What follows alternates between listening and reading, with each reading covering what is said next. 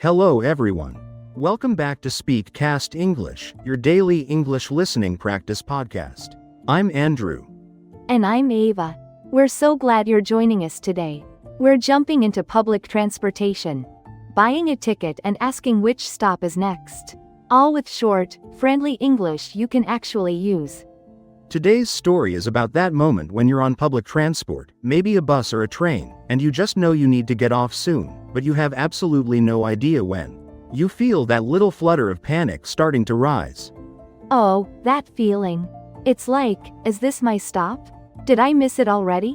What do I do now? I have definitely been there, Andrew, more times than I'd like to admit. Exactly. It's a universal travel experience, isn't it? Our friend Alex had a situation just like that recently. They were in a brand new city, trying to get to a really important language class. And they felt so incredibly relieved at the end, saying, "Honestly, you saved my day." Wait, someone saved Alex's day? That sounds dramatic. What happened? Did Alex get completely lost, or was it something even worse? Well, that's what we're going to find out today. Get ready to learn some really useful English phrases for when you're out and about, navigating a new city, or just trying to get from A to B. This sounds like a story many of us can relate to, especially when we're traveling or in an unfamiliar place. I'm excited to hear it. Let's dive in. Okay, so Alex had just arrived in this big, bustling city. Imagine it. Tall buildings, lots of people, new smells, new sounds. Everything was new, exciting, but also, as you can imagine, a little overwhelming. I can totally imagine that. Like stepping into a whole new world. So many new sights and sounds to take in. Precisely. And Alex had this really important first language class. It was the first day, and it was really important not to be late. You know, first impressions and all that. Oh, absolutely. First impressions matter so much, especially in a new class where you want to show you're serious about learning. Right. So, Alex had planned the route. They needed to take the bus.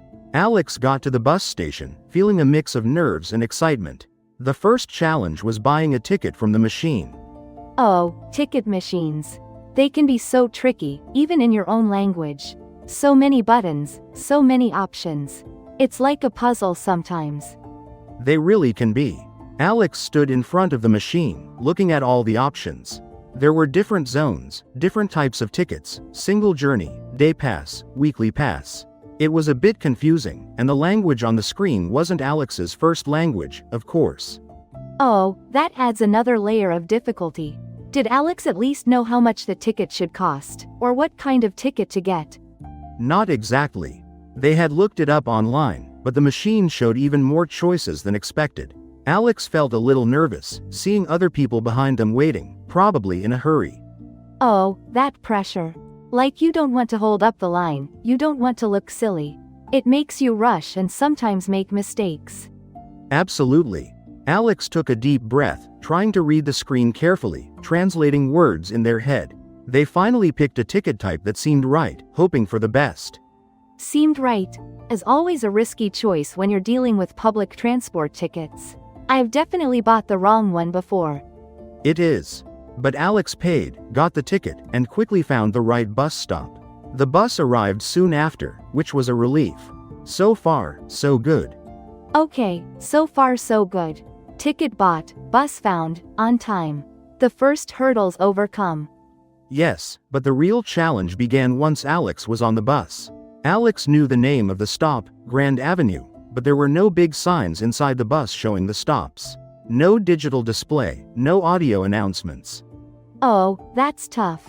Some buses have those nice screens that tell you exactly where you are, but many don't. It's like the lottery. This one definitely didn't. Alex was looking out the window, trying to recognize landmarks, but everything looked different from the pictures online. New buildings, different angles. It was hard to tell. I hate that feeling when you're just guessing, and every stop looks vaguely familiar but also completely wrong. Alex started to feel a little anxious. The bus was moving, stop after stop, and they had no idea how many were left until Grand Avenue. The clock was ticking towards the start of class. So, was Alex looking at a map on their phone, trying to track their location? That's usually my go-to. Yes, they were.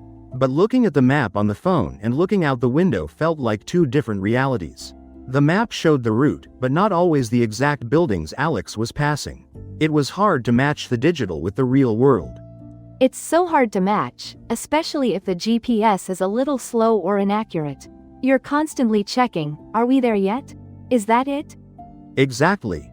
Alex's heart started beating a little faster. They thought, okay, I really need to know when my stop is. I absolutely cannot miss this class. I need to do something. They decided to ask someone. Good idea. Asking is always better than getting completely lost or missing something important.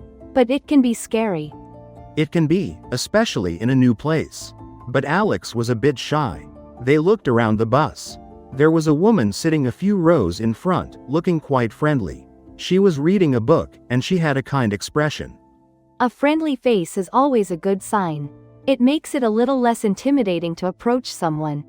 Alex took another deep breath, gathered their courage, and walked up to her, feeling their heart beat a little faster. They said, "Excuse me, I'm trying to get to the Grand Avenue stop. Is it far from here?" That's a good, clear question. Direct and to the point. The woman looked up from her book and smiled. She said, "Oh, Grand Avenue? No, it's not far at all. It's about 3 or 4 more stops from here." Phew. A huge wave of relief for Alex, I bet. Knowing it wasn't miles away, or that they hadn't already passed it. Definitely. Alex felt a wave of relief wash over them, but then another thought hit them. What if they still missed it? What if they got distracted, or miscounted the stops? The anxiety started to creep back in. Oh, the classic second guessing. Even after getting good information, that little voice of doubt starts up again. Exactly. So, Alex, feeling a little braver now that the first interaction went well, decided to ask another question. They said, "Excuse me, would you mind helping me keep an eye out for it, just to be safe?" Keep an eye out for it, just to be safe. That's such a great way to ask for extra help politely. It shows you're still a bit worried, but you're not demanding. The woman chuckled kindly. She said, "Of course, no problem at all. I'll let you know when we get close. Don't you worry." What a kind person. That's exactly the kind of stranger you hope to meet when you're feeling a bit lost. Alex felt so much better. The tension in their shoulders eased. They went back to their seat, still a little nervous, but much more relaxed, knowing someone else was looking out for them. Knowing someone else is also watching, especially a local, makes a huge difference. It's like sharing the responsibility. It really does. A few minutes later, the woman turned around and caught Alex's eye.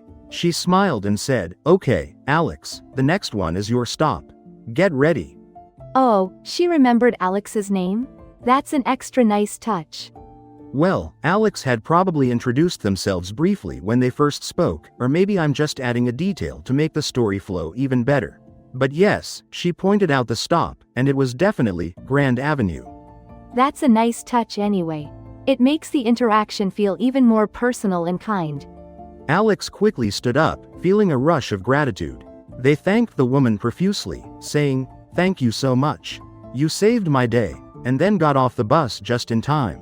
They made it to their class with a few minutes to spare. Success. On time, not lost, and with a great story to tell. That's a win-win-win.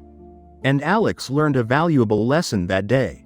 It's okay to ask for help, especially when you're in a new place and feeling a bit overwhelmed. Most people are happy to assist. And that small acts of kindness from strangers can really, truly turn your day around. From panic to peace, just because someone was willing to help. Absolutely. Alex told me later, honestly, she saved my day. I would have been so stressed and probably late, and that would have been a terrible start to my new class. That's such a great story, Andrew. It really shows how a little interaction, a little courage to ask, can make a huge difference in someone's experience. It does, doesn't it? And it gives us some really useful phrases for traveling and asking for help when you need it. Yes, I noticed a few. Let's talk about them now in our language breakdown section. I'm ready. Great idea, Ava. What's the first phrase you want to highlight from Alex's adventure? Well, the one Alex used when asking for that extra bit of help, that little bit of reassurance. Just to be safe. Just to be safe. A very natural and common phrase. We use it all the time. Yes. We use just to be safe when we do something extra or take an additional precaution to avoid a possible problem or risk, even if we think things are probably okay. So, Alex wasn't entirely sure if they'd recognize the stop on their own, even after being told it was only a few stops away. So they asked the woman to keep an eye out, just to be safe. Exactly. It means, I'm doing this additional thing, or asking for this extra help, so that nothing bad happens, even if it's a small chance. Can you give us another example, Ava, maybe from everyday life? Sure. Imagine you're going on a trip, and you've already packed your phone charger. But then you think, maybe I should pack a power bank too, just to be safe, in case I can't find an outlet. That makes perfect sense. You already have a charger, but the power bank is an extra measure, an extra precaution. Or, if you're leaving the house, you might double check that you locked the door, just to be safe. Right. Now, a common mistake for Vietnamese learners might be to translate it too literally. They might say something like, only for safety, or, for sure safe. I see. It's not a literal translation, but a common idiomatic expression that conveys that sense of taking extra care. Yes. Just to be safe is the natural way to say it. It implies a slight worry or uncertainty that makes you take an extra step, even if you're mostly confident. Okay, everyone, let's practice this. We'll say it slowly, then naturally. Repeat after us. Just to be safe. Just to be safe. And now, naturally. Just to be safe. Just to be safe. Perfect. That's a really useful one. What's our next phrase, Andrew? The second one I picked up on was when Alex asked the woman to keep an eye out for the stop. Keep an eye out for. That's a great one for B1 learners, and so practical for daily life. It's super practical. To keep an eye out for something means to watch carefully or be alert for something specific. You're actively looking for it. So, Alex asked the woman to watch for the stop, to pay attention so Alex wouldn't miss it. It's like asking someone to be your lookout. Exactly. You're asking someone to be vigilant, to observe something on your behalf, or to notify you when they see it. Can you give us another example of keep an eye out for? Of course. Let's say you're expecting an important package to be delivered today. You might tell your roommate, hey, could you please keep an eye out for a package for me today? It's really important. That's a perfect example. You're asking them to watch for it, to be aware of its arrival. Or if you're at a busy park with your kids, you might say, please keep an eye out for your little brother, he tends to wander off. Yes, exactly. A common mistake for Vietnamese learners here might be to say something like, look out for, or watch for me. Yes, that's a direct translation that doesn't quite work in English. Keep an eye out for is the natural, idiomatic way to express it.